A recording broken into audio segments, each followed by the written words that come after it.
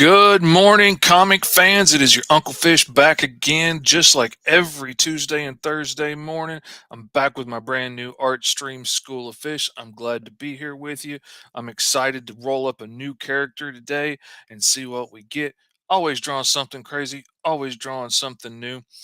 I gotta tell you, brothers and sisters, I really dig the character that we came up with last week. And I wanted to, if we can, just take a second and look at this amazing time lapse of this character. We rolled up water powers and being able to oppose and mimic other people's powers. And so we came up with this awesome idea for like a monk type character that has spent her whole life studying her water powers, and they're so powerful that she could just easily end people if she wanted to. So she spent her whole life training to control that power and just use it in defense to deflect and, put people off guard. She usually uses her powers to try and heal and bring life and water the gardens and, all these kinds of amazing things. She's an old sister that's been in this for a long time. She was a hippie. She was in the Black Power movement. She she can often be found out in the parks doing what looks like Tai Chi, but she's practicing her moves.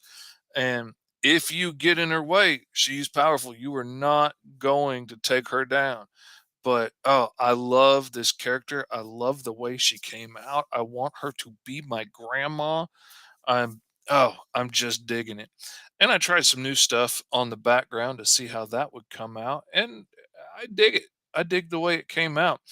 And actually, that inspired my good friend Katie after seeing that and realizing that like I take pictures of things and use them for uh textures in my drawings and stuff. She ended up sending me some awesome pictures of some of her textures, and I actually use some in the book that I'm working on. To like, she had some really cool concrete textures, and I kind of applied that to some of the concrete backgrounds in the book I'm working on right now. Showed it to her. It came out really cool. Um, so yeah, we're going to be rolling up a new character today. We're going to be seeing what we come up with live. I'm just trying to kill a little time here, tell a little bit of stories, keep people interested until we can get a few more people in, because everybody keeps coming on and saying, "Oh, Uncle Fishy, I missed you roll up your new character. I missed you working with your awesome new dice tower. How did I miss that, Uncle Fishy? Ooh, check out the dice tower. Ooh, Man at Arms is protecting it. Nobody's gonna get past me." And Merman comes up gurgling, "I'm gonna get you." So my wife had bought me all these little He-Man figures from the dollar store, and there's no better way to show off your He-Man figures than to make a really cool uh Castle Grayskull dice tower. That's the move. That's the way you gotta go. It's Valentine's Day. I gotta show her that I love her and I love the stuff that she gets me. So what better way to show her I love her than to make a giant mess of the house for like 3 weeks while I carved this thing out of foam and painted it. And the thing is, it probably actually only took me like 2 real days to do, but finding the time to take off to do it, I had to chisel out little bits here and there from the jobs that I was working on. And like, okay, I'm gonna stop a little early tonight and I'm gonna carve on this for a while. And I'm gonna try and clean as I go. But I gotta tell you, there's still little bits of foam around that pink foam, man. It gets everywhere. That XPS, those little chips, they're staticky. They'll stick to everything, stick to the leather furniture. Throw it in the trash can, and static will make it hop right back out. It's a wonderful thing. That's why I used to do this stuff outdoors, but it was a little cold. And so, yeah, I'm pretty proud of the way it came out. It's pretty cool. We're going to roll up a new character today. We are going to roll up a new character from scratch. We're going to roll up how many powers they're going to have. I'm thinking because let me get that closed down and let me turn on the power generator. We can do a single power. We can do groups of two, three, four, five. It's as high as it goes. And well, it's a little physically possible to get a good five-sided dice that's going to be fair. So I'm going to try a six-sided dice for a little bit and see what happens. If we get a six, then we're just going to do all five and see how it goes. Or maybe we'll add in one of the other modifier tables or something if we get six. Really, if we get five, that's going to be kind of a pain because trying to figure out how to make five different powers work together, yeesh, that's tough. All right, let's see. Oh, you know what? I forgot about it, but I'm also going to need me probably an old 20-sided dice because, once we get how many powers we're going to have, Uncle Fishy loves the red dice, loves the red and the green. I love my Christmas dice. I got all colored dice, but I love my Christmas dice. That's true. So once we get how many powers, then we're going to pull up that chart and then it lists all these groups of 3, 4, whatever powers. And then we're going to roll to see which one of those groups we have to use. And that's going to make it really difficult because I don't just get to pick the ones that are fun. I got to stick with it. So while we're talking for a second, check it out. Uncle Fishy got his head polished last night, got my beard all trimmed up. Ooh, I look 50 years younger. Ooh, I look 85 if I look a day. I'm so sexy. Ooh, look at that shine on the head. It's Valentine's Day, and you gotta come correct with your beautiful new wife. So, and from what I hear on the street, women love a shiny head. So I had to go get it polished last night and, be all sexy. Take my wifey out. All right, let's see. We are going to switch over to the Tower Grayskull cam. Gonna maximize that old cam. Gonna leave He-Man in the way because I want to see what happens. We're gonna drop in ye old six-sided. Booyah, baby! Look at that right there. We got us a big fat number 2. Oh, Grayskull dropped a big fat number 2 on us. So we are gonna go to the chart over here and we're gonna drop it into groups of 2. And we got running from gangs and a genetic experiment. Wait a minute. Oh, we're on accents. Duh. Fishy, we in the wrong one. All right. Let's see. I'm going to switch it back to groups 2. I'm going to re-roll it because this is the same one that we had last week. Light armor, El Stinko. Thank you for that power. I appreciate y'all making that suggestion. Plant empathy and control, energy generation. Okay, we got all these cool powers here grouped up into groups of 2, and it goes Jiminy Cricket. It goes all the way up to 50. All the way up to 50. You know what we could do? If we were being macho man. Let's see. I don't want to take out the opportunity of getting a 1 either. So we'll roll the old 10-sided twice for percentile. We'll see what we get. 6. That's going to have to be our back number because we don't have 60 options. And 9. Okay, that didn't work either way. So let's roll a 20-sided and see what we get here. Oh, He-Man, you trying to hide the numbers from us? Are you scared of the number 12, He-Man? Why are you afraid of 12? What's 12 got in the store for us, He-Man? That's what I want to know. Let's get over here and roll on down to 12 and see what He-Man's trying to protect us from. Draw water from the air and a mechanical genius. By God, He-Man, I think you was right. I think you were protecting us for a reason from that one because I don't know what we're going to do with that. Draw water from the air and a mechanical genius. We did roll a 6 and a 9, so let's just see what the 6 was and the 9 was, just to see. Just because, we rolled it. Turn into an animal, roll for familiar, and cause auditory hallucinations. Porter generation technopath. I've done that, but I tell you what, I'm here to tell you, boys and girls, that number 6 looks kind of sexy to me. And we did roll that first. Yeah, I'm not cheating. We rolled that first.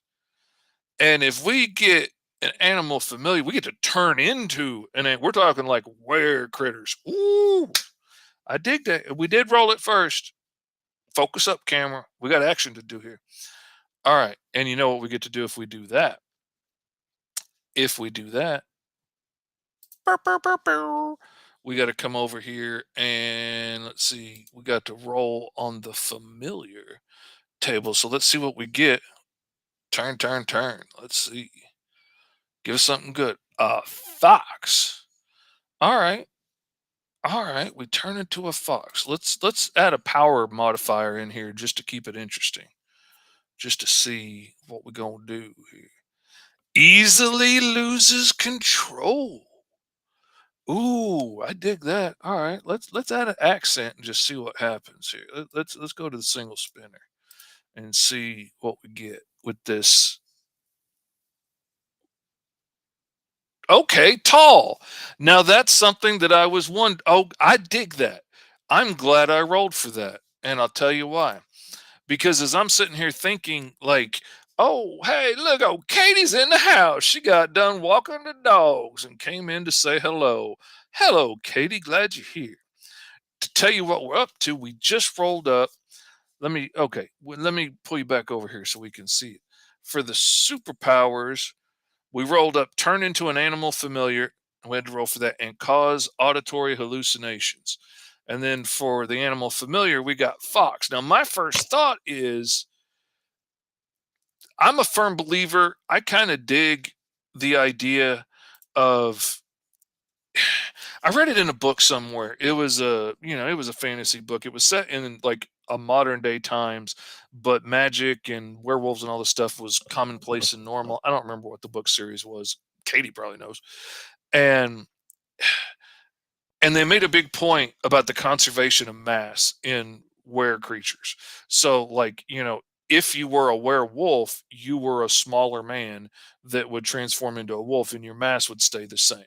There was a guy that was a were tiger, and when he transformed back into a man, he was a very, very fat man because almost too fat to walk because he had all this mass so that he could be like, a 600-pound tiger when he transformed. And there were people that were like foxes and they were like very little people when they transformed back into people. But when we were rolling, we get the old, accent of being tall as, one of the little additives that I have. So, all right, Sarah made it in time to see the dice tower. Good for you, girl. Proud of you. Katie says she doesn't recognize that, but it makes a lot of sense. Yeah, I remember also one of the things that they had in like you could buy your broomsticks to fly on from like Chevy and Cadillac, and the were creatures would have like a polarized light.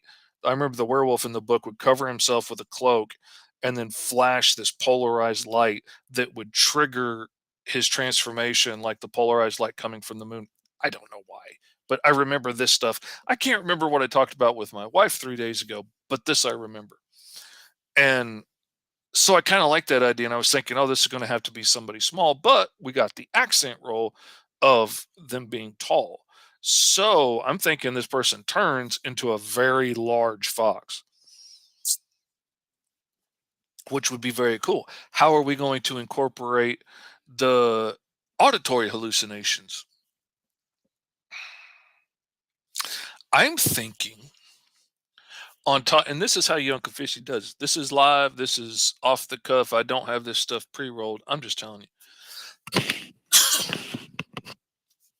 I'm thinking once you transform into a fox and you can no longer speak and all this stuff, the auditory hallucinations are how you can communicate with people, and they hear this like ghostly dancing voice coming from I don't really know where as this fox is looking at them, but also can transmit other sounds to be creepy and scary and to throw you off and to throw the sounds of animals scurrying around you or kids laughing in the distance or rocks falling or footsteps so that it can really throw off the person that it's around to be really intimidating. Ooh.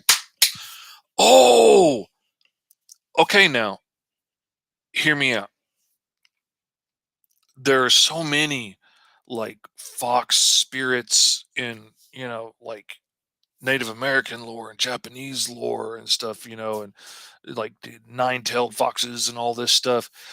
What if this genome for Green Zone is like, say, fifth generation descendant of like a spirit fox? Like, like say that nine-tailed fox was my great great great grandma. And you know so they can transform into a fox, they can create these auditory hallucinations and stuff, and turn into this like spirit being fox, very large fox. Oh, that's cool. And we're 16 minutes into the show and I've already come up with an idea like this. So you wonder why I come up with stuff so fast. There were cool spirit foxes in the game Jade Empire. That's awesome. Little tip from behind the scenes: if you ever wonder why I keep moving my head around like this to read the stuff that's on the screen, that's because to try to be a good Uncle Fishy and to try and look like I'm looking into the camera when I'm talking to y'all and not be looking down here all of the time, which I look down here a lot when I'm working, but to try and look at the camera while I'm talking to y'all, I have a tripod right in the middle of the screen that I'm looking at that holds the camera up at my eye level, so I can, hey, it's your Uncle Fishy, how you doing? Da da da da da da da da. Follow us on Twitch, network, all that stuff, YouTube, Facebooks, and all of the places. And it looks like I'm looking into it, but there's a bar right down the middle of the screen that I can't see. So I can see both of my eyes right now on either side of that bar, but sometimes when I got to read, you'd catch me looking around from side to side. So there you go. A little behind the scenes magic. Now you know why your Uncle Fishy's so weird. All right, let's get over here and we are going to start sharing the Fishtastic Wonder Screen. We're going to turn off Tower Grayskull. We are going to turn off the Wheel of Powers, and we're going to come over here to where the action's fixing to happen, Jackson. I'm here to tell you, we are fixing to be drawing us some spirity foxies. Do do do do do do do. Wonder if somebody makes a clear acrylic tripod for stuff like that. I tell you what, my beloved sir, let me show you. Let me tell you something. They absolutely do make a little clear thing that'll hang off of your screen and hold your little camera right there in the middle for you, and it's very expensive. I mean, for me, I actually have some acrylic. I could try and make one. I haven't had the time to do it. And then there's another one that they make that's really fancy that I really like. That's a little device that sits up on top of the screen, and it has a very thin little wire arm and a very small little webcam that points at you. That's right in the middle of the screen, and you can adjust it. And it's just a little dot and a little wire. It's so awesome. It's like $365 or something last time I checked. I can't afford that until our channel starts making more money. Y'all need to start subscribing and liking and following and commenting and sharing to all your friends and say, hey, come subscribe to School of Fish on the Agents of Geekdom Network so we can start getting monetized, make some money, and we can buy everybody fancy, expensive cameras instead of having tripods in the middle of the screen. I'm just saying, I'd do it for you. I'm such a goober. Oh, gotta love me. All right, let's see.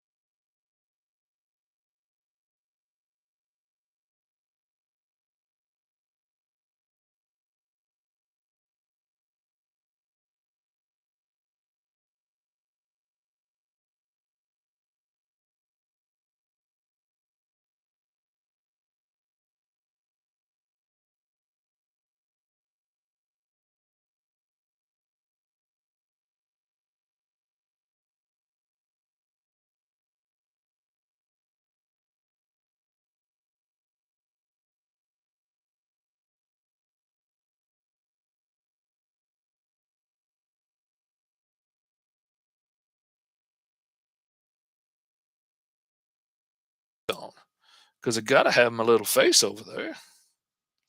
Wouldn't be the same if I didn't have my little face in the corner. Am I quiet? Because I'm usually not quiet. Let me see here.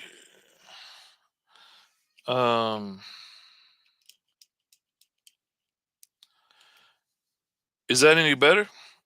Can you hear me better now, or is it still quiet? Hello, hello, hello. Testing, testing, testing. All right.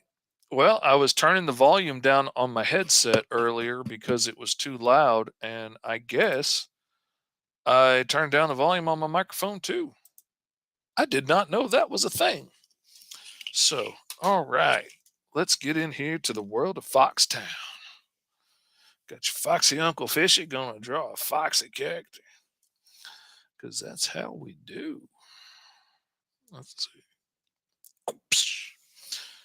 And I don't know why I do it. I don't know why it's the method to my madness, but I always draw with a black pen on a screen on a page layer that's turned to blue for the layer color. I could just use a blue pencil. I don't. I don't really know why I do it this way. Every rare once in a while, like my second pass of pencils will be so good, I can just turn around and use it for inks. So I can turn off that and it's a black layer. But I've done that maybe 3 times. Like most of the time, I end up inking over it on another layer. So I really don't know why I do that. But occasionally it comes in handy to be able to, take it from blue and take it back to black. So I like having the option. All right. Now we can't just draw a fox. We need to draw a person too. And so we get the fun of drawing a transformation. Okay, fox has a long pointy nose, very slender, big ears. Lots of people in green zone have pointed ears, so that won't be hard. And I'm gonna make. We got that accent of being tall, so I'm gonna make this person tall and thin too, and have them turn into a tall and thin fox, like spirit fox, like not a real fox, but like maybe even like tangible or something. I haven't quite decided yet. That's the glory of making it up as you go along. You get to do whatever you feel like. Strike wherever your fancy takes you. I mean, my fancy likes to take me all over the place. My first inclination is, of course, to make it female because everybody does female spirit fox characters that are gonna, you know, manipulate the men and carry them away and you kill them or whatever, fall in love with them and they're gonna die because you're so sexy they can't quit thinking about you. And you know so I think I'm gonna flip the script and make it a dude, and maybe I'll make it a very pretty dude. Um so okay, we got the beginnings of a tall thin figure. I'm gonna shrink them down a little bit because I really want to make this fox pretty tall.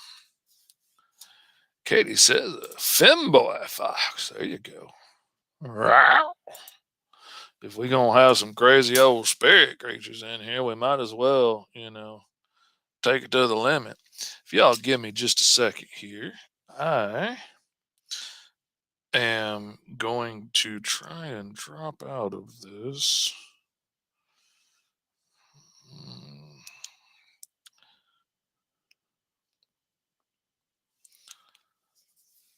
All right, because my phone is still giving me when I'm using my phone for the tower cam, it's still giving me a little bit of an echo, and that just really throws me off. It starts to trigger my old Tourette syndrome and whatnot. And by the way, just a reminder for those of you who don't know, your Uncle Fishy has some Tourette syndrome, and every once in a while you might hear me yell out something rather stupid. occasionally everybody just assumes that Tourette syndrome is the swearing disease. And absolutely understand why people think that, because that's a very easy shorthand, and that's very funny for, movies that are making fun of us and whatnot.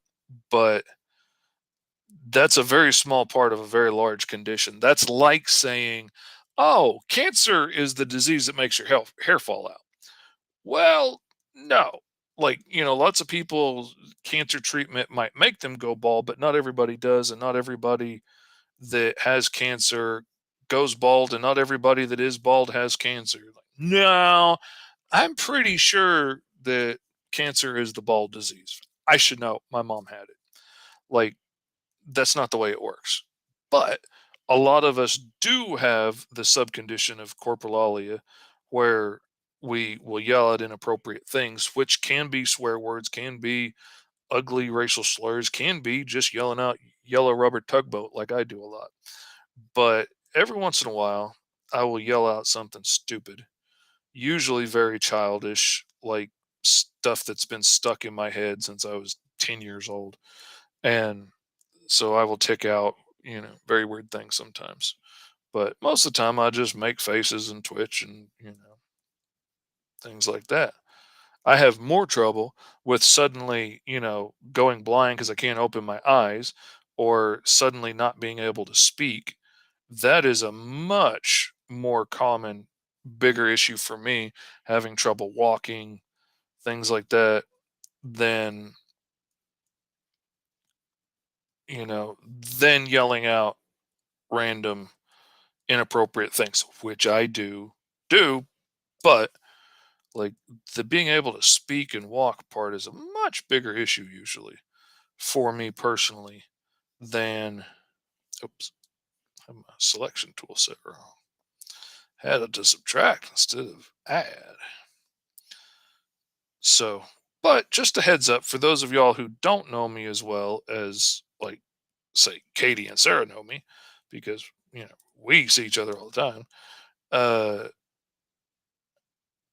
I definitely will sometimes yell out something stupid or make really crazy faces, or twitch. And I'm not making fun of people. I'm not making light of anybody. I'm not imitating anybody. That's just me, baby. That's just the way I are. And the way I are special. All right. Come on, catch up with me, baby. Let's give this an old save.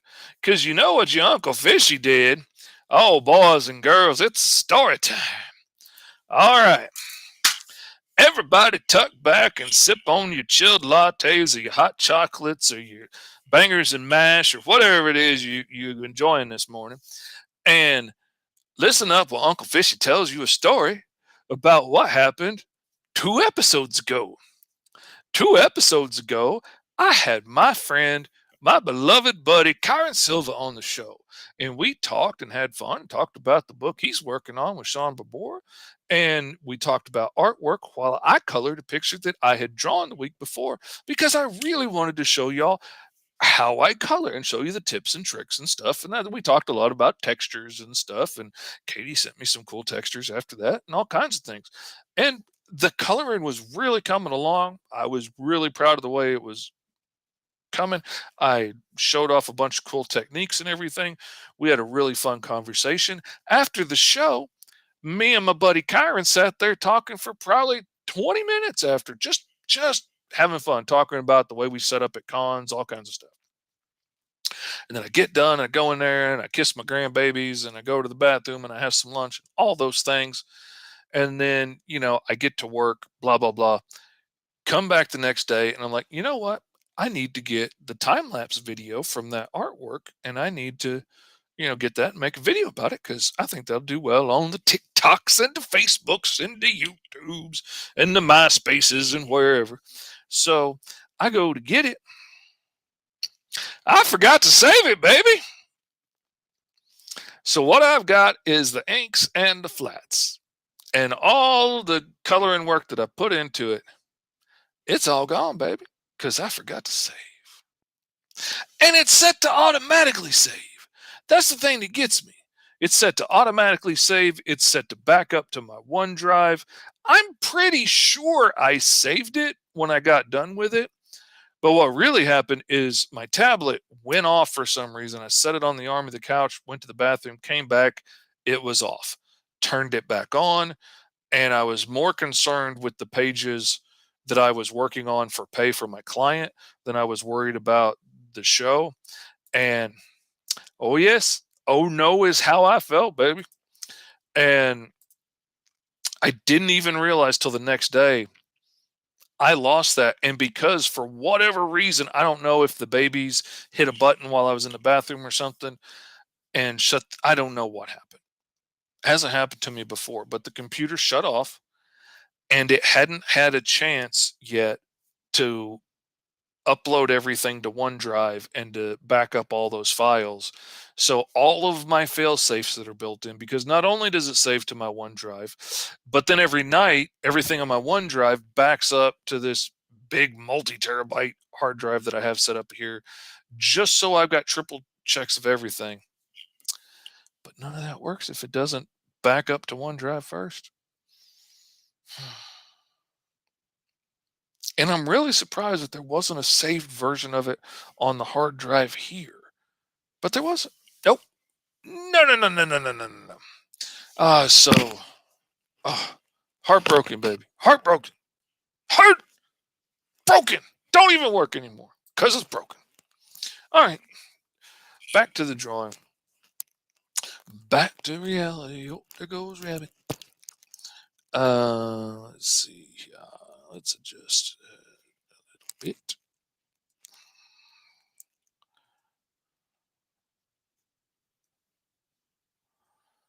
That did nothing because it's not very dark. All right. I'm hoping you guys can see what I'm doing. I got kind of a tall-faced fox here, but I want it to look unearthly. I want it to look unnatural.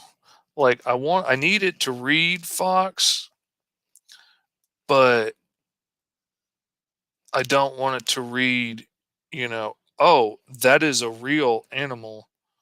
I want it to read like, oh, this is a being that, should perhaps be feared. I don't know. But all right. It kind of looks like those wild dogs in Africa with the really big ears. I'm gonna have to tweak those ears. I swear, when I look at this screen, it doesn't look like this is showing up at all. But when I go back and watch the videos, to chop them up to feed the endless machine of the TikToks, they're there. So I'm just working by faith, baby, that y'all can see what I'm laying down. Now let's draw in a head. Let's rough in some stuffs. We want to make this a pretty boy. Somebody who's maybe not so happy that he's a pretty boy because he wants to be a tough boy. He's got such pretty eyelashes, such high cheekbones.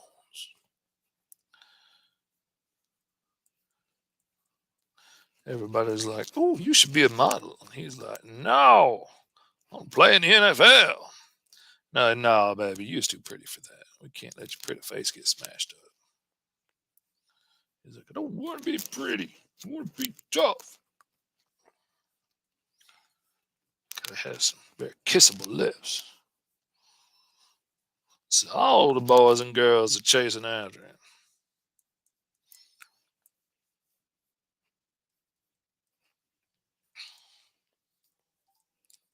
I'll tell you, that reminds me of a story, and you know how your Uncle Fisher loves to tell stories.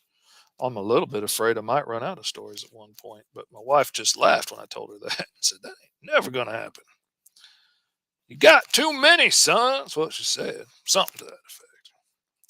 She may not have said it with the accent. She may not have called me son, but that's the way I remember it. And my story sounds better. But anyway, one of the characters that I am most excited to get to showcase because she's been in my gallery of characters for a long time is based off of a dear friend of mine that I used to work with. And she's just one of those people that you meet and you just like instantly click with and you meet them. And, you know, like when I first met like Sarah and Lori, it was like, oh, okay, we're gonna be best friends now. Okay, I understand. And you know, cool. You just like some folks you just click with and you're like, oh yeah, yeah, we're friends. Yeah, absolutely. Ask me whatever you want. I'll help you move your couch, no problem. And it was this way with my friend at work, just instantly just became best friends, great inspiration for each other. She actually encouraged me to try my hand at painting and to try painting murals, which a couple of years later was my full-time job. And like I just oh, she was great. And you know, she was a big fan of my artwork, and everything I was drawing was encouraging her to work harder and try harder. And I was sharing techniques and stuff with her. And like we just had fun. Like we had fun going shopping and stuff after work. And, you know, like totally platonic, just really instant best friends. And, you know, not to sound sexist or anything, it's not all about looks. I don't really care about that per se. But she just so happened to be the most lovely lady I've ever met in my life. And like, you know, crazy supermodel pretty, very tall, very thin, but also, you know, had a very nice curvy shape to her for being so tall and thin. She wasn't lanky, gigantic rack, beautiful face. Like she was just the most beautiful woman I've ever seen. I love my wife dearly with all my heart. She is my pride and joy. But this wasn't she this was the prettiest woman I've ever known in real life. And anyway, so we're good friends. We're always hanging out, but it drove me nuts. Everywhere we went, like every single guy is either glaring at her and staring at her. 90% of the guys, as soon as she walks by and they can't see her, are like, and making all kinds of faces and doing all kinds of rude, nasty gestures. And, you know, and like motioning to me, like, oh, yeah, get some of that. And I was like, and I realized, like, we work together all day. We go hang out after work and stuff because, you know, both of our spouses didn't get off of work until later. So we had time to kill before, you know, we go get dinner sometimes after work. And she could not go anywhere without every man she interacted with coming after her. And I had never seen that before. You know, like I've seen guys hit on girls. I've seen guys, you know, make stupid gestures and say stupid things about girls as they pass by. I had never seen it to this degree before. And I had never and all of a sudden I realized how sad this was that she could not go anywhere and ever trust any interaction with any guy because everybody always had ulterior motives all the time. And I was just blind to the fact that that's something that, you know, most ladies have to deal with all the time. And I just, up until that point, I had never seen it so glaringly obviously. And after that, it's become a pet peeve of mine, you know, when people act that way. And I hate it for anybody when you can't just trust people. You can't trust interactions. You know, same reason I feel bad for movie stars and rich people and stuff because nobody's ever going to be honest with them. They're so surrounded by people whose paychecks depend on keeping them happy. They're never going to say, you know, maybe this is a bad idea. Maybe you shouldn't text that because you're going to get canceled. Maybe you shouldn't treat ladies that way. Nobody's going to correct you because, you know, everybody's like, oh, they were crazy. You know, you're amazing. You never make a mistake. And I hate that kind of thing. And seeing that, you know, she never got any peace ever inspired the creation of this character.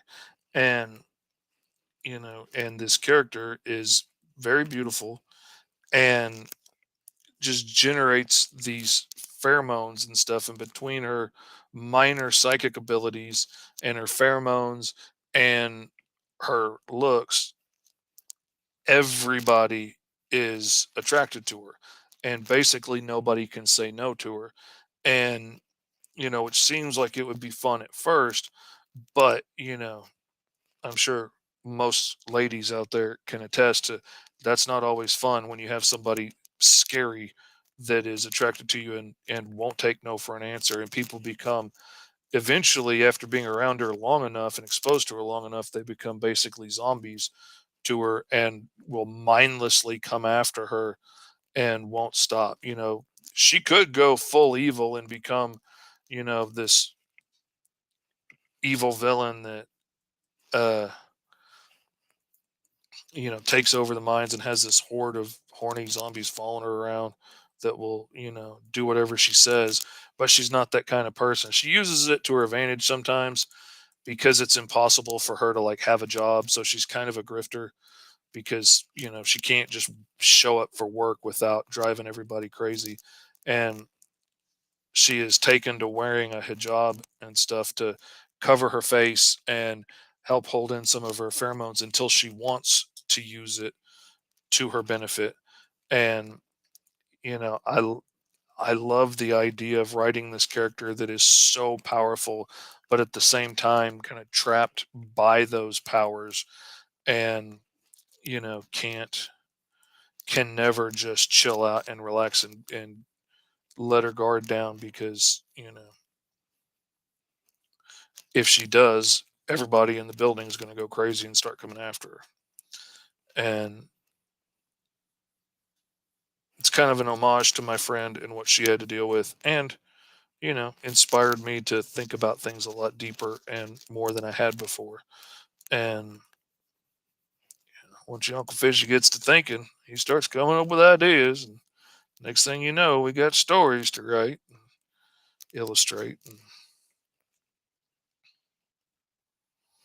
the one thing that bothered me about the whole story idea was, up until I started drawing comics full time for a living, I really did not think I would ever be able to do her justice in the looks for this character. Like, I can draw a pretty woman, but I didn't think I could like really draw her pretty enough that it was believable that, everybody was going nuts. But, because I didn't draw a lot of women before I started doing comics full time. Just for whatever reason, I didn't. So many of my characters were guys, and because so many of my old characters were made when I was a teenager and angry and violent and whatnot, so these characters were angry violent dudes wreaking havoc on the world and whatnot. So that's just the way it was. Most of them turned out to be guys, and then like my kids are looking up to, I had all boys before I got remarried, and so they mostly looked up to guy superheroes that they identified with and wanted me to draw them, and it just never happened to draw a lot of girls. And then I got a job working on the old Sentinels for Roy Johnson, and it was full of the ladies. And Yonka Fishy was scared. I wasn't sure I was going to be able to do a good job. That many ladies. Like, drawing one, it's easy. Drawing half of the team as ladies and making it look like the same lady every time, because I hadn't practiced that as much as guys, and making them all look like individual ladies and not just the same body and face over and over with different colored hair. I was intimidated. But like I often say, once I switched over to doing comics full time, my artwork jumped so crazy. The quality of my artwork just jumped up exponentially once I moved to drawing comics full time, because I've always drawn as my job, but there is a huge difference, boys and girls, between drawing one picture a day for a logo or a t-shirt or a sign or whatever, and drawing, you know, 6 pages in a day with 4 to 10 panels on each page with, multiple characters in each one and multiple hands and faces and having to draw the same characters over and over and over and over and over and over and over. And I'm here to tell you that'll do it real quick. That will change your skill set quickety, quickety, quick. I got so much better than I ever did at any point in my career up to that. Katie says she finds getting a likeness right difficult for people. Absolutely. It is a tricky thing because like I said in one of the earlier shows, like the mind's designed to recognize faces. So if we get close, our mind's like, oh well, that's a face. But then like we know it's not the right face, but our brain is making the connections and saying, no, no, no, this is a face. And it's the way our brain kind of jumps ahead of it and is like, no, yes, this is a face, kind of overrides, and it's hard to pick apart sometimes what exactly is wrong. Are the eyes too big? Is the nose too long? Is it did I darken this too much and not, oh, it's tricky. It's tricky. Hmm. I need a pretty boy haircut. So what are we gonna do, boys and girls? We're gonna go to Google. We're gonna look for a pretty boy haircut. Cause I don't know what the pretty boys wear. Whoops.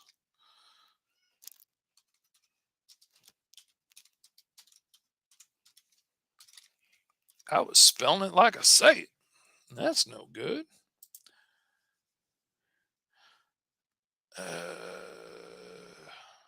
Okay, there we go.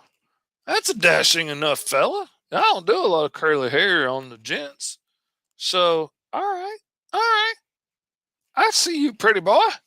I see you, pretty boy.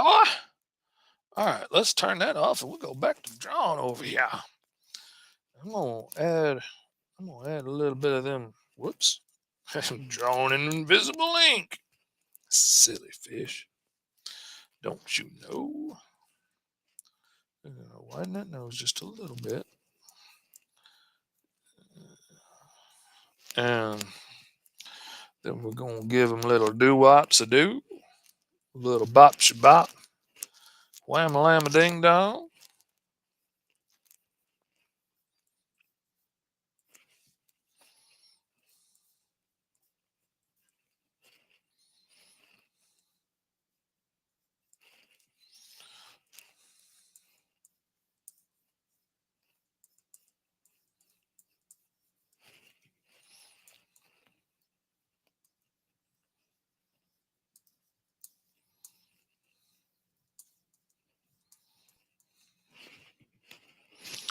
A little pile of curl up here. A little bit over here. You gotta have a little swoop de doop back here. Cause it just ain't a fancy haircut if there ain't a swoop de doop somewhere. That's what my hairstylist said. Anyway, and I said, well, I ain't got enough hair to swoop nor doop. So we're just gonna have to go without it. She was disappointed. She understood. And then she coughed in my face. That was a very, very noisy haircut last night. And all she could talk about was the pus in her ears and the phlegm in her throat. And I'm just thinking, you shouldn't have come into work today. But that's the way it is. And that's the way it goes sometimes. People don't do what they oughta. They don't do what they should. There we go. We're going to give him very close eyebrows. That's one of the things that I picked up over the years that was very surprising to me and I didn't realize.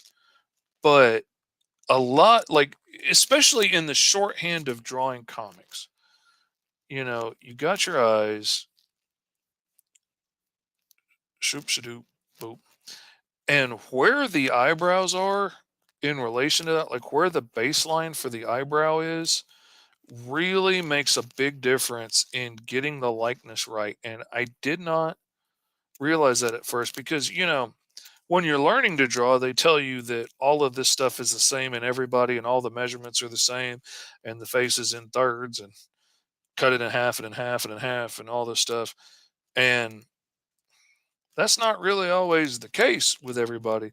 Like some people's baseline eyebrows are up here, some people's are much higher, and you can see much more detail above the eye and the eyelids and stuff.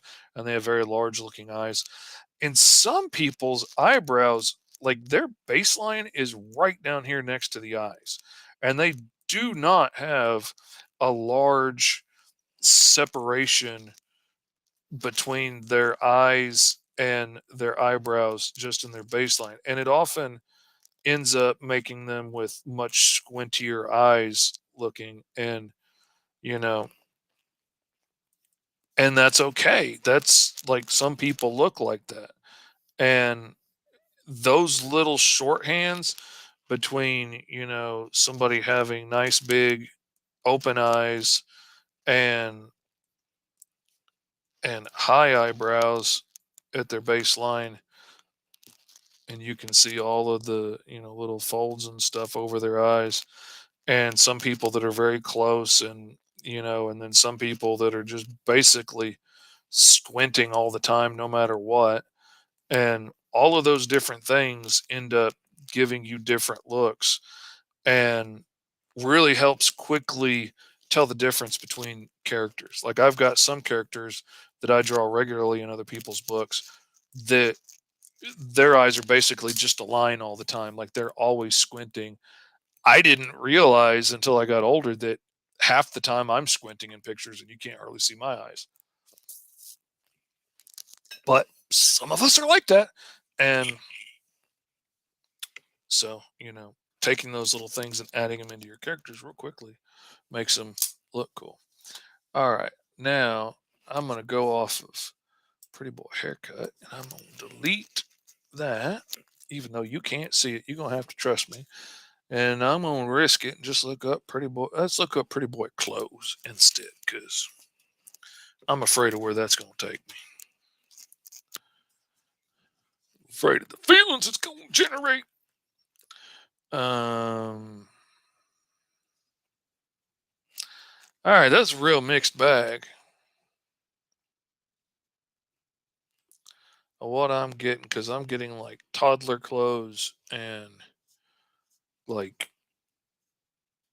hip hop clothes and not a lot of in between, and some denim jackets and some spiky dog collars. Yeah, that's kind of why I didn't want to hear that necessarily because I didn't know where that was going to go. Um, all right. If we are a very handsome boy that turns into a spirit fox and causes hallucinations in people, what do we wear? Do we leave our clothes behind when we transform? Do our clothes transform with us? I would kind of think like you would leave your clothes behind. I would think. I mean, but we are talking like being a descendant of magical creatures. But then again, even if we're talking descendants of magical creatures, I would think the original magical creature would maybe have their clothes transform with them, or maybe their clothes are, a magical construct on their human body and they're actually the animal. And their human body is the disguise. But when we're talking like fourth or fifth generation down the road, I don't see that working. Katie says Klaus from the Umbrella Academy series is a pretty boy. You could look at what he wears. Well, he is a pretty boy. Let's see.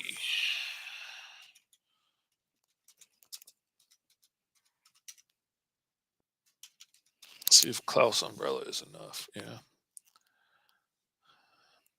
Don't want to copy anything exactly. All of his looks are like very specific, like the guru look, the like Elvisy inspired look, the frilly collar coat, the fringe jacket. Like they're all very, very specific. Hmm. Oh, you know what I'm gonna do? You know what I'm gonna do? I'm gonna be a smart fishy. I'm gonna turn it over here. We're gonna look at men's high fashion because they'll do all kinds of ridiculous things nobody will actually wear, and we'll find something really cool in there. Yeah, I'm gonna give him that outfit. That's believable. That'll be fun to draw 1,000 times in a comic book. I don't think so. Now, the jacket off the shoulders, the slender jacket off the shoulders, the baggy pants, the oversized belt, I could absolutely rock with that look. I mean, not maybe a sheer, but I could definitely rock with that look for sure. And that would be something that would be easy to come off. And yeah, okay. All right. All right. Thank you for inspiring my ideas, Katie. Katie's the best. Katie's fixing to have to get on the Green Zone payroll. That's what they say. That's the word on the street from the lawyers that got involved.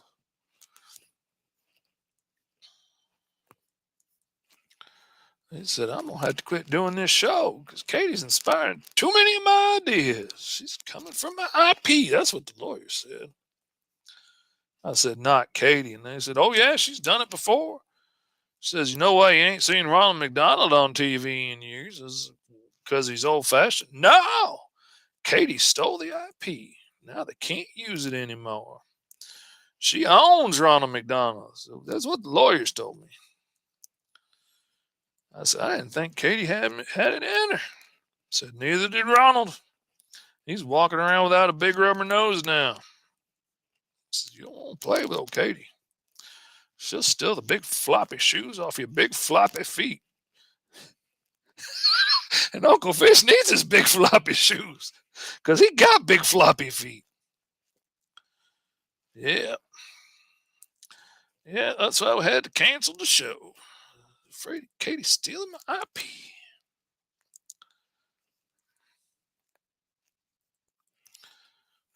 That's what did it, all right.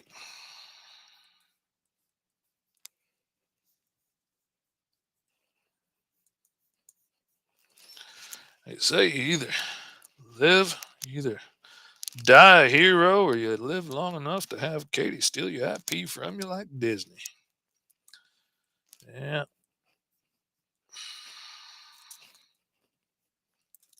They say Netflix is even scared of her. They said to walk on eggshells around Katie.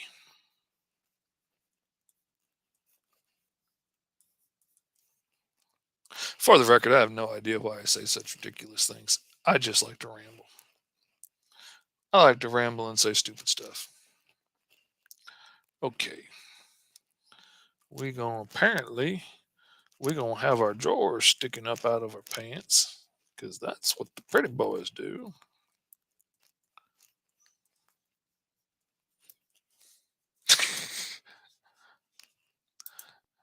Katie says, under the advice of her lawyers, she admits to nothing. And I don't blame you, Katie. I don't blame you at all.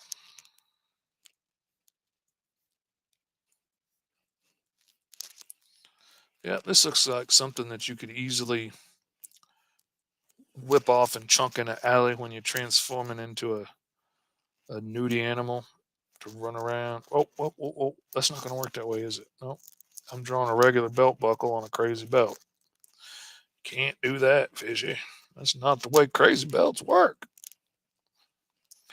Crazy belts got their own sense of style.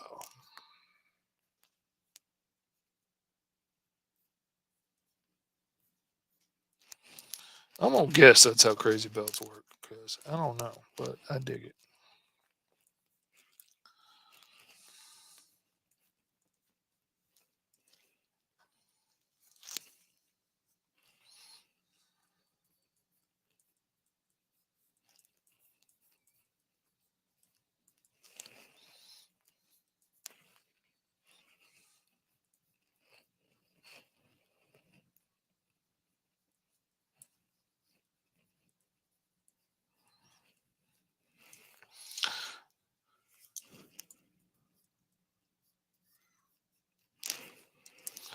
He's a little too skinny. His jacket at least needs to have a little hang to it. He's a little dagger in his swagger.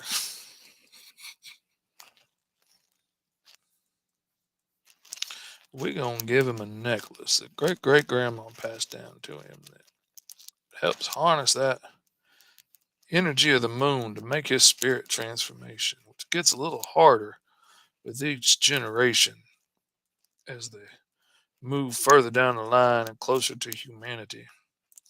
Because it just can't quit inbreeding with the humans. It's the bane of the spirit and the alien world. Horny humans always coming along trying to crossbreed with everybody. We won't give you equal rights, but we'll crossbreed for sure. Yeah, that's what we do. We always got a Captain Kirk situation.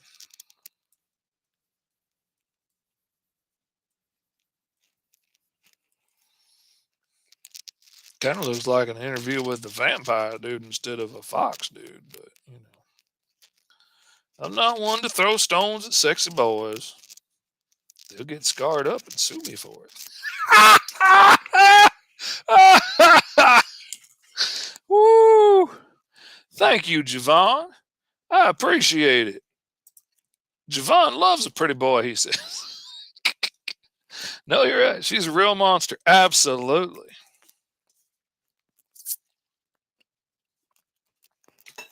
Katie came in and drew one picture of a dragon for the Sonder, and now she owns the whole copyright trademark to dragons in general.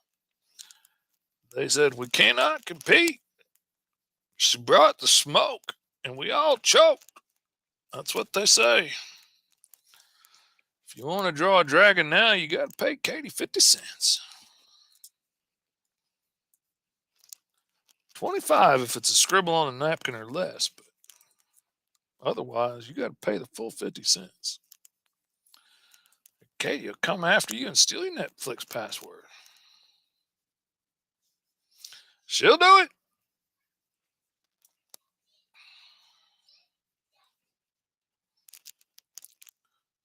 The School of Fish in no way authorizes or endorses Katie stealing your Netflix password. Just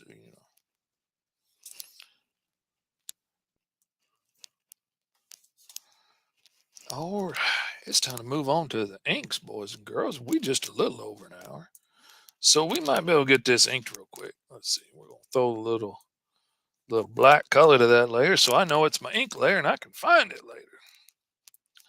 And we gonna drop that just a little bit, and maybe I made him a little too tall and skinny. Maybe I want him tall and skinny. Sometimes there's too tall and skinny. That's why I got fat. They said I was too tall and skinny. I couldn't be both. But it's America. You can be big and fat. So I said, all right, that's what I'll do. This is what happens when you're Uncle Fish. You don't have nobody to talk to. Gets a lot weirder on School of Fish than it does on, 5-Star Fridays, because there's people to keep me in line over there. I got other stuff to do besides sit there and sit in a room by myself drawing and talking to myself. I got comments to post. I got Javons to send invites to when somebody talks smack about his character. Stuff to keep me busy, not just talk nonsense all day. They tell me if you talk nonsense all day, people gonna know you're crazy. And I said, we don't care. We don't care at all.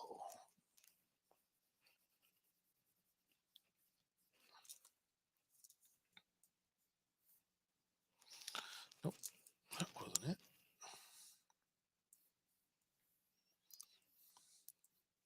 I tell you, I'm realizing I'm going a lot slower on this show than I normally do. And it's not the talking. I'm putting a lot more detail into these drawings. I'm thinking them out a lot more when I'm doing it live on the show than I normally do in real life.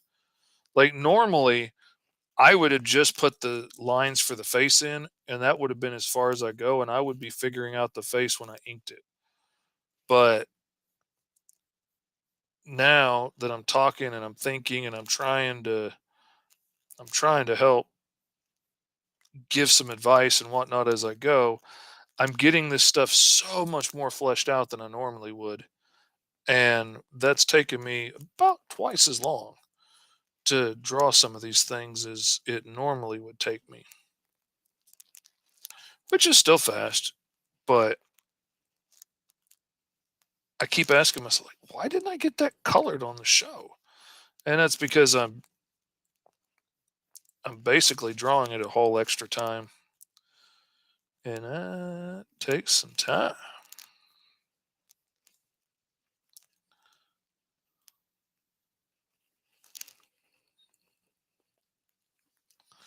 Been trying to wrangle somebody into being a producer for me on the show.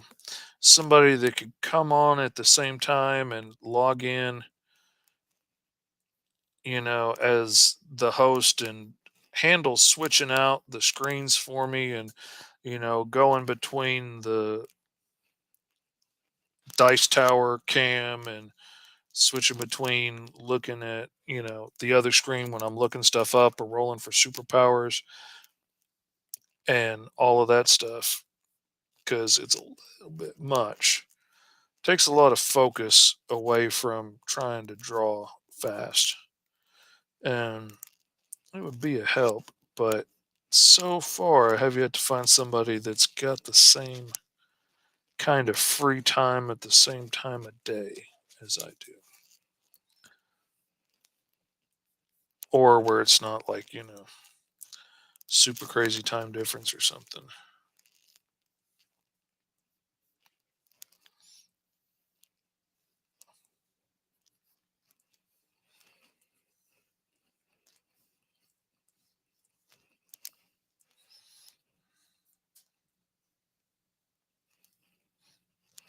I was hoping my daughter was going to be able to do it because she lives right here and she does her schooling from home on the intranets.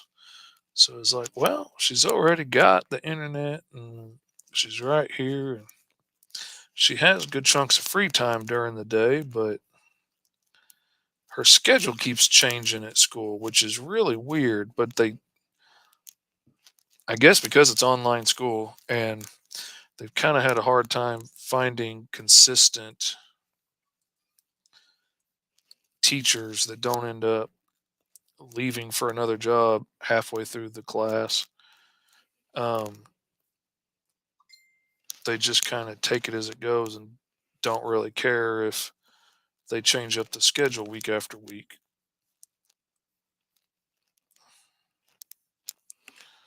They're just glad to have somebody there to teach the class. And so it's hard to say, okay, we can do it every day, or every Tuesdays and Thursdays at 11 a.m. Eastern Standard Time, when sometimes she has a class then, sometimes she doesn't. But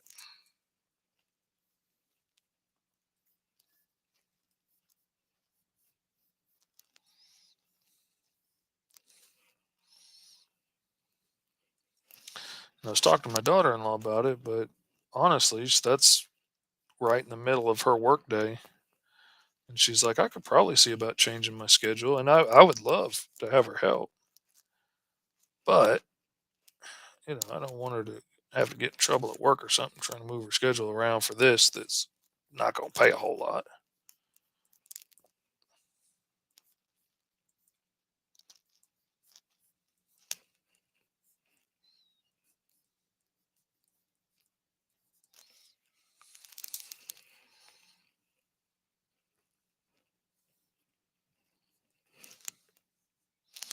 Thank you, Katie. I'm glad you're loving it.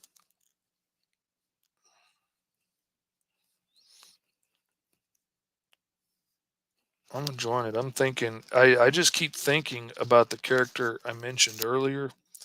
It's based on my friend, and thinking, oh man, these two would make a really interesting love interest for each other, with both of them like never being able to really trust anybody's reaction around them because of their powers, thinking, well, maybe this is where we could find love because we know what it's like, like two movie stars trying to make it work because they both understand what it's like to be in the public eye, but you know, then eventually jealousy and whatnot gets in the way, and not being able to deal with. But I've always been the star in the relationship.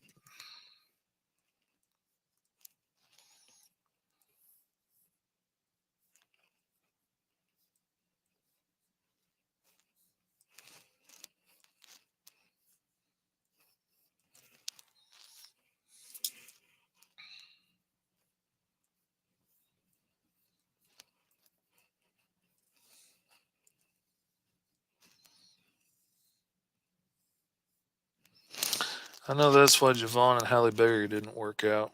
She just couldn't handle, the amount of attention he was getting with his comics. She was used to always being first, and some people just can't handle it. I feel bad for both of them, really, because they had something special. But that's just the way things go.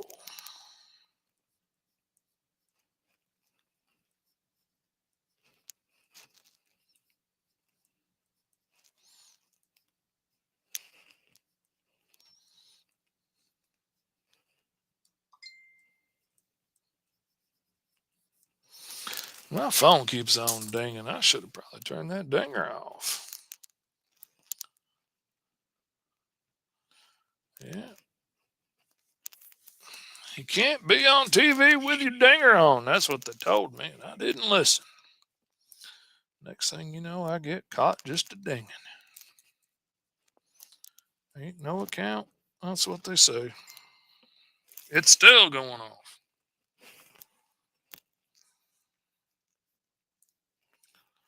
Tessa got some important news to share. Maybe intended for me, too, because I was asking questions, as the naive fishes want to do from time to time.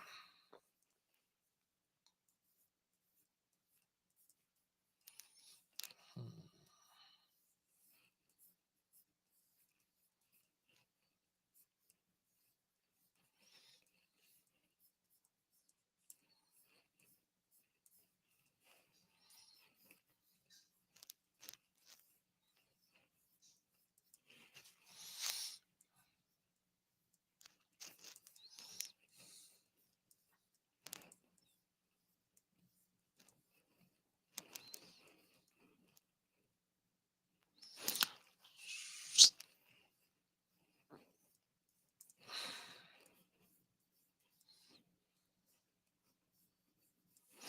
When it comes to the curly hair, your Uncle Fishy's a firm believer in happy accidents. Let's just see what happens. Sometimes it's brilliance. The people sing your praises in the streets. And other times it's hot garbage and you gotta erase it and start over before they sing your praises in the streets.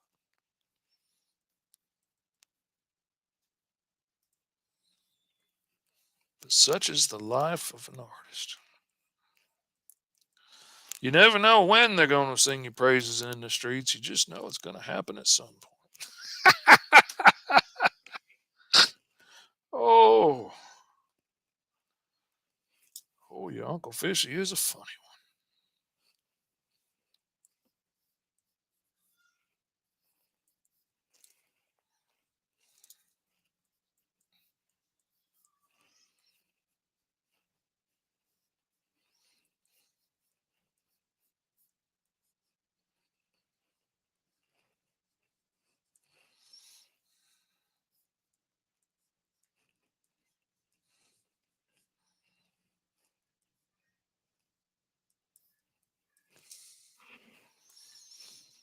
We still got 5 people watching old Fishy sit here and draw a pretty boy fox man. I'm glad y'all are here. I'm glad we could share this in our own private little Uncle Fishy club. We just sit around all day brushing our beards, laughing at our own jokes, drawing silly things.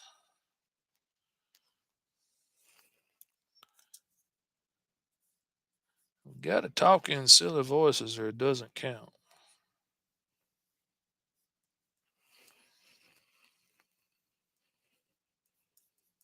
'Cause everybody needs a silly voice to talk in. That way you're not talking to yourself on the stream. You're talking to the silly voice. That's why Javon does it.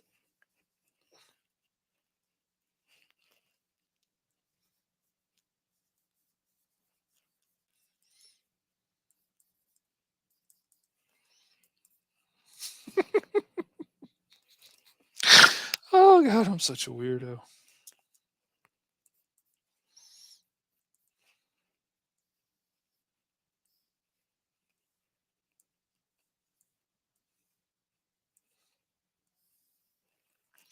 The fox has to be serious because he's got the smolder going on.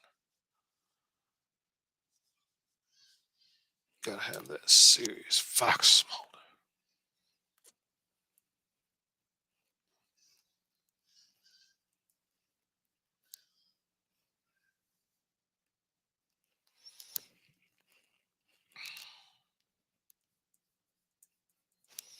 I don't know what colors I'm gonna do this fox because I'm thinking like almost a stellar feel to it. Really, I'm thinking something like that would be really cool.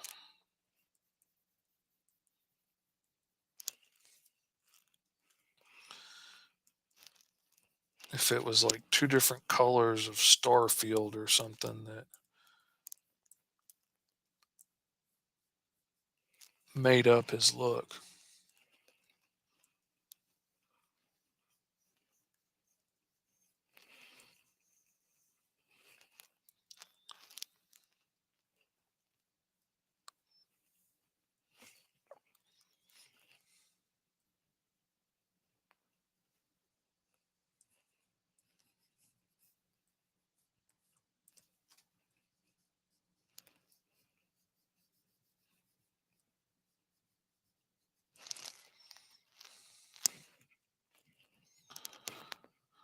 Okay, let's make a brush a little bit bigger, boys and girls.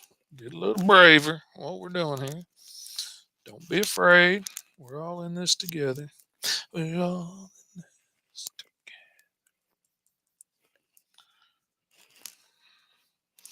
Be easier to draw a fox if they weren't so freaking fuzzy. That's what they say about a lot of things.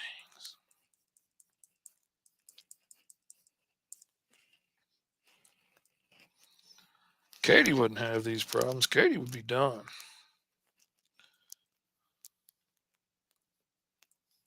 Katie'd say, "You want a picture of a fox? I got 10 sitting in my room right now. Which one you want?" Each one more photorealistic than the next. One of them so realistic looking it bit me. Had to get rabies shots. But that's a story for another episode of School of Fish, only on the Agents of Geekdom Network, which you can follow along on the YouTubes, the Twitters, the Twitches, the Facebooks. All of the social places have it. Trying to figure out how to get it onto my TikToks, but that has proved unsuccessful so far. Sarah says I have yet to really figure out how to draw fluff on an animal.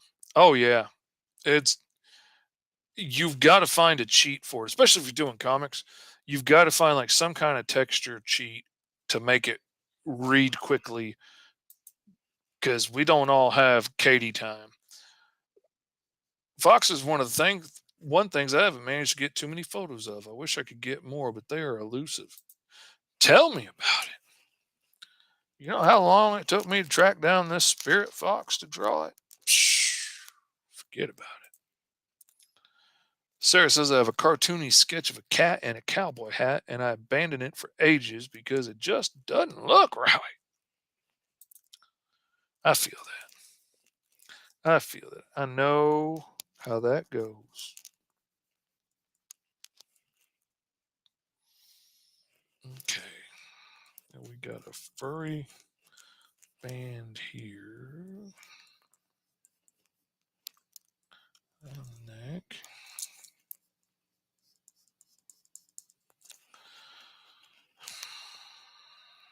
I still try and break them down into shapes as best I can when I can. And then there's the furry band here that goes into the front of the legs.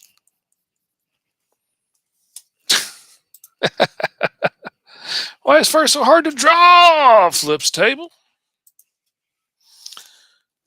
Well, if you hadn't have flipped the table would have told you it just takes time and practice and takes a whole lot of mistakes before you get it right, before you figure out which one actually works for you. Oh man, I was flat nervous when I first started working on Five Star because I had practiced drawing black people for sure. The town I grew up in when I first moved there, the town I grew up in, the principal was like, "You got a problem with black folks?" I was like, "Nope." And he's like, "Good, you outnumbered 3-1. Go to class." And I was, seemed odd to me at first, but looking back, I understand why he asked and stuff now. Because yeah, it was a there's a lot of issues there at that school. Lots of issues for lots of reasons. But anyway, so I was used to drawing black faces. I had not yet gotten used to drawing black hair. And like I only had a couple of little cheats in my back pocket, and most of the people I knew had like flat top fades and stuff, and so like it wasn't that complicated. And then all of a sudden, I'm getting sent these pictures for Five Star, and he doesn't have exactly the same kind of haircut and whatnot. And it took a little practice, and it took some trial and error, and it took erasing a few hairdos before I finally got something that worked right and looked like what we were going for on the book. And and now I'm actually quite proud of the amount of different hairstyles and face types and things that I've learned to do consistently over the years now because you're always getting asked for something different. There's my lovely wife at the door. Yeah, I know. I'm trying to get the inks finished before I get done here. My wife's got the day off for Valentine's Day. She's anxious for some fishing time. That's what she said. At least that's what I heard.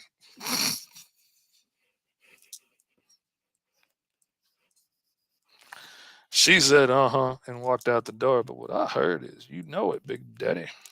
That's what I heard. That's the problem with men. We hear what we want to hear.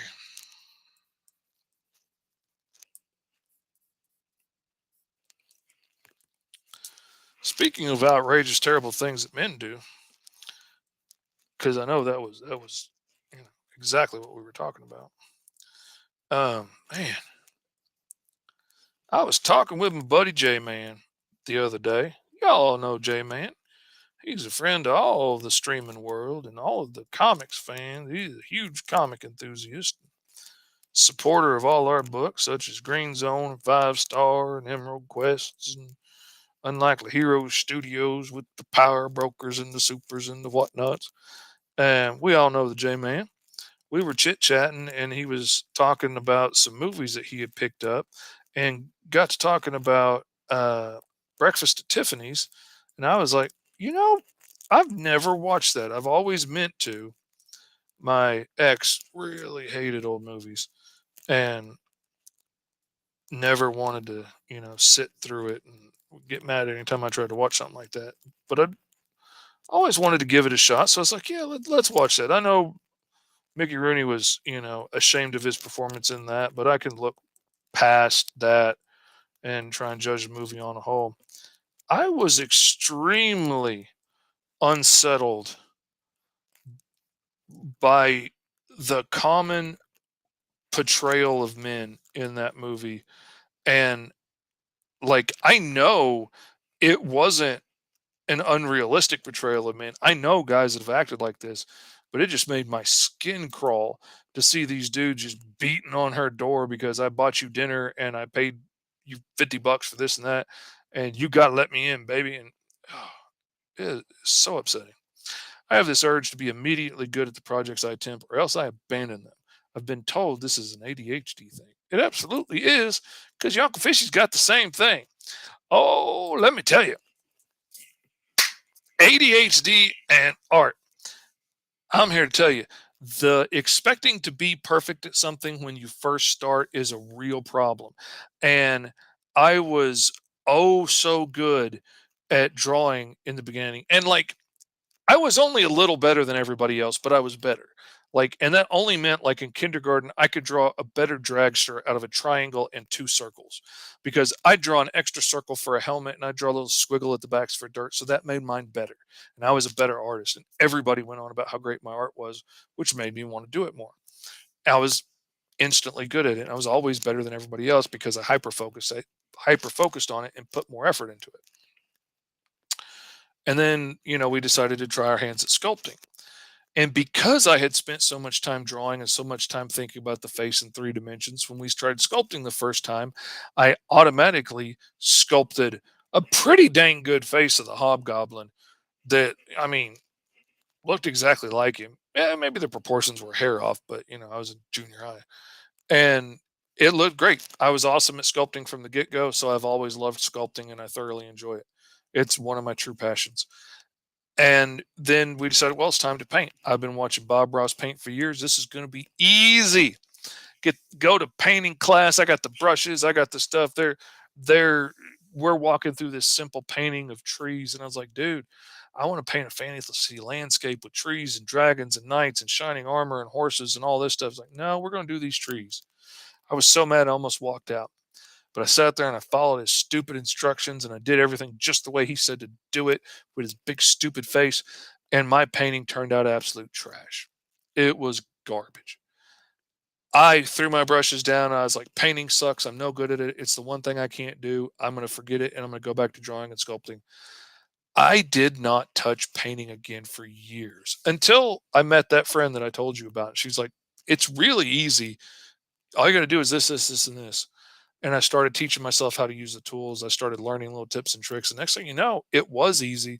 Next thing you know, I was making my living painting murals and I was kicking myself because I could be so much better a painter now if I hadn't given up that first time. If I had just told myself, okay, I suck for now. If I had remembered how crappy my little dragster was in kindergarten and not look at it with the rose colored glasses of, oh, I was the best artist in kindergarten, I would say, you know what? It's okay to suck. I'm going to suck the first 50 times, but I'm going to get better each time. And eventually I'm going to be pretty good. And then eventually I'm going to be damn good. But I let myself get stopped because I wasn't perfect the first time. And I spent years not practicing a skill that I ended up getting pretty good at making a living off of. So don't give up just because it's hard the first time.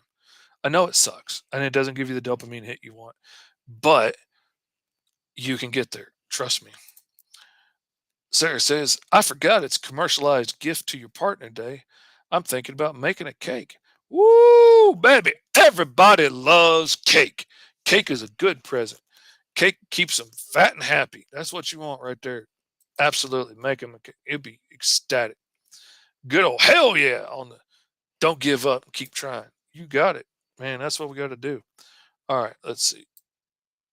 Let's demaximize myself so we can get back and finish up the inks on this real quick. and because the wifey's got the day off and she don't get a whole lot of those. So we're gonna have things to do and places to go and people to see and chores to be done and probably bills to be paid or storage units to be cleaned or all kinds of fun stuff on this commercialized gift to your partner day, as Sarah puts it, which is kind of funny.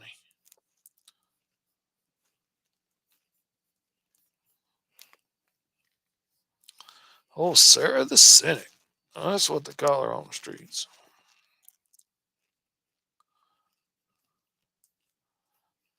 That or Big Bad Leroy Brown, but usually Sarah the Cynic.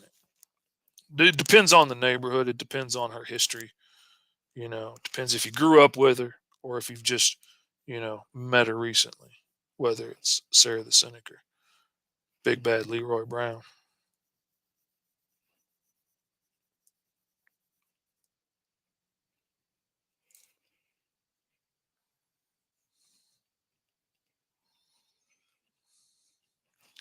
Like all kinds of people call me Uncle Fish, Mr. Fish. Hey, you're that old dude from Mr. Fish Comics. Yes, I are. Yes, I are. It's weird. I've started getting recognized at Comic Cons and stuff, and like, oh hey, I follow you on Twitch or TikTok or Instagram or whatever, and I'm like, oh, that's awesome, cool, thank you. But I started getting recognized at other places, like got recognized at Barnes and Noble, and that was crazy. That was a lot of fun. A little weird. Didn't think that was going to happen, but it was fun. But like most people know me as Uncle Fish or Mr. Fish Comics, something like that. It's only the OGs from back in my thug days that know me as Fishy Poo. That's back when I was a hard ass. Back when I was living and dying by the blade. Old Fishy Poo struck fear in the hearts of thugs all around South Arkansas.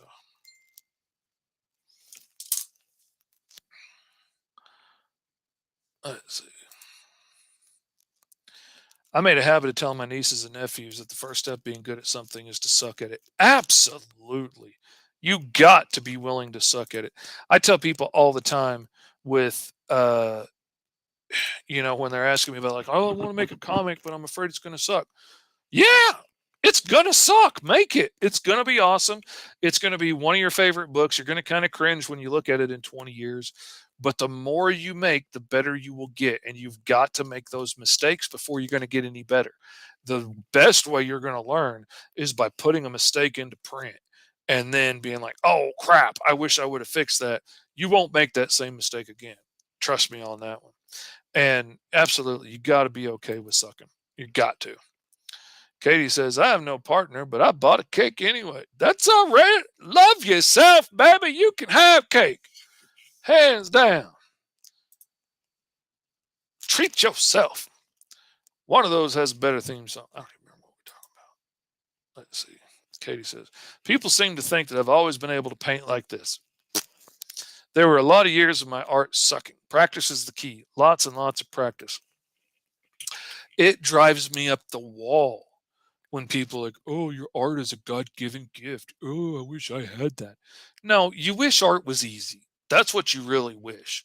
Like, I have a couple of God given gifts. My brain runs a lot faster than other people's, which gives me Tourette syndrome. And sometimes I can't walk, talk, or see. And sometimes I have trouble feeding myself, but also makes me very fast and very creative. And I can come up with a lot of ideas very fast. I can talk very fast. And, I knock out several pages a day where some people knock out a couple pages a week. Um, that is a gift in the way my brain works. My brain also can conceptualize and envision things in 3 dimensions and spin them around in my mind where other people don't have that gift. I understand that everybody's brains work differently. When we all say apple, some people just know what an apple is, but they don't see anything in their head. Some people see a childish, ABC drawing of an apple. Some people see a rough 3D apple. Some people see a fully realized apple from their mind's history that they can spin in 3D and take bites out of in their mind. That's the way my brain works. So it makes it easier for me to turn things in my head and see what it would be like from a different angle, things like that. Um, that is a gift with the way my brain works. I was the most talented artist in kindergarten with the little dragster with the triangle and the two circles for wheels.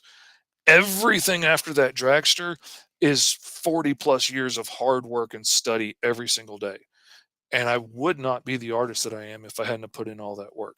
That didn't just happen to me. That wasn't just a gift that I was born with. It didn't just happen by accident. That was a lot of hard work. Being able to come up with creative ideas might be a gift, but everything else is hard work and practice. Sarah says, Katie's too picky. I've asked her to marry me probably hundreds of times. She always says no. Well, yeah, there's the distance thing. That's a problem too. Gotta admit, across the pond and all. I really don't have much of a mental image stuff. I wish I could picture what stuff looks like clearly in my head. See, and that's another perfect example. Just because you don't have that same gift that I have, you are an amazingly talented artist. And I have known, like, one of the best artists that I've ever met in my life is a local guy, paints photorealistic wildlife and stuff, paints realistic portraits of people. He's painted thousands of faces over his career. He is so freaking talented. But, like, when I was sitting with him, we were talking one day, and I just sketched out a face, he was amazed, like, "How did you do that?"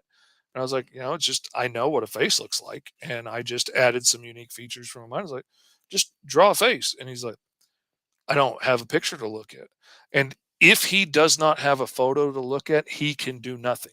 He cannot create an image in his mind. He cannot combine images in his mind the way I can. Like, I can say, "Oh, that fox on the image looks cool. Let me rotate him, you know, 80 degrees, and let me stretch him out and make him taller and longer. I'm going to change his tail. I'm going to move his face, and I'm going to do this."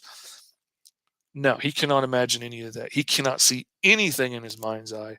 He has to have like a photo of wildlife or something to work off of to reproduce it. And it blew my mind because at the time I didn't know people couldn't do the thing that I can do. But even without that gift, and that's a small gift, that's not a major thing. That is not, oh, I'm better than everybody else because my mind can do that thing.